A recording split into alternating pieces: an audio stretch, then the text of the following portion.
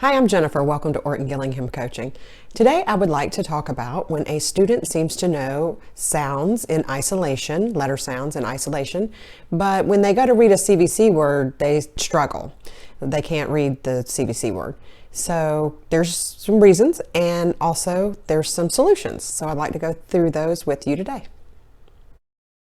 There are reasons that it's hard for a student to go from making an isolated sound and then blending those sounds together to make a CVC word. It's not just that they can't comprehend the sounds or comprehend the task.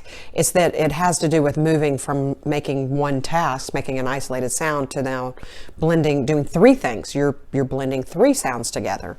So it's especially a jump for younger kids because this task includes cognitive processes, memory, and phonemic awareness. So it does require some patience and some repetition.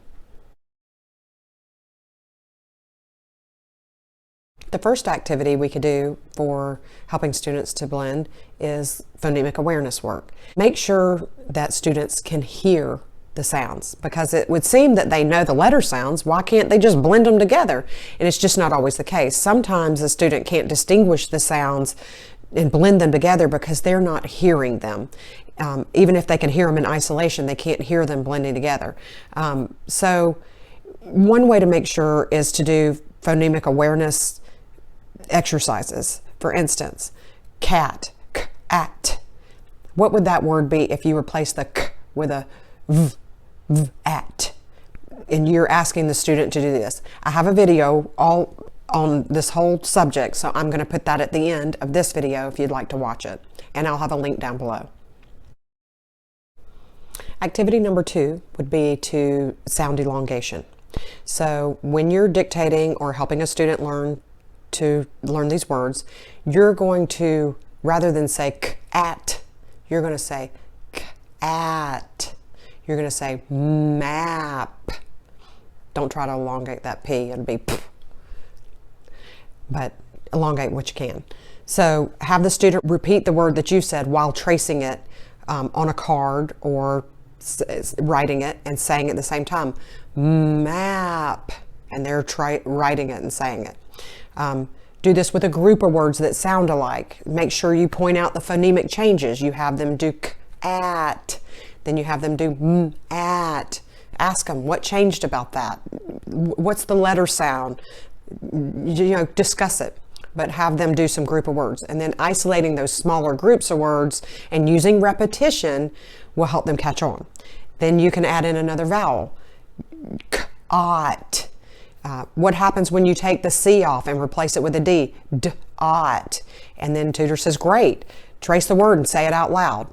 So you're using these phonemic awareness exercises, but you're doing some elongation of those words to help sound like it's blending together. So that's the point of that. Another thing that can help students is you have a group of words and it's say the vowel. So you have cat, mat, dot, pet, and you're saying, okay, tell me that vowel sound. Ah, ah, eh. And then you can say the word after. What's the vowel sound? That's ah. Okay. Cat. You say it. Cat. And they're looking at it. You can have them trace the word when they're doing it. But all you're doing is having them say the vowel sounds. Then you start simple and add in more vowels as you go. Next is hear the vowel. So these are auditory exercises, but with vowel sounds. And so teacher, tutor, say a word. For example, the word big. So you have the student write. You'll say big, and you have the student write on their piece of paper what vowel you're using. Start with O and add in A, and then add in I, and then add in U, and lastly E. And then you use groups of words that are alike, and you mix in more as the student progresses. So you just also want to make sure your dialect is not confusing. For example, I'm from the South and our I's and E's sound very much alike.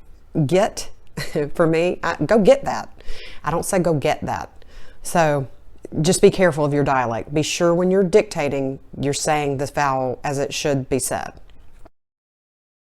So next, we want to make sure that we are using the multisensory approach. It is the basis of Orton Gillingham to auditory, visual, kinesthetic. So when you have a student trying to blend, it's really important that they've been taught to see the letters with your drill cards. They have been saying it out loud, having their keywords. They know the sound. You could go through the sounds. It's fast. They can do them real fast from your drill cards. And then you also want to be able to connect kinesthetically mind to motor. You want them writing it. So if you've done all three of those, the three-prong approach, then have the students tracing the words, saying them out loud. Before you're even trying to get them to read blended words, you're having them do them in isolation, and then hopefully they'll be able to move on and start reading them. You can also have them tapping on table, at. They even have a little handprint drawings that you could print off somewhere.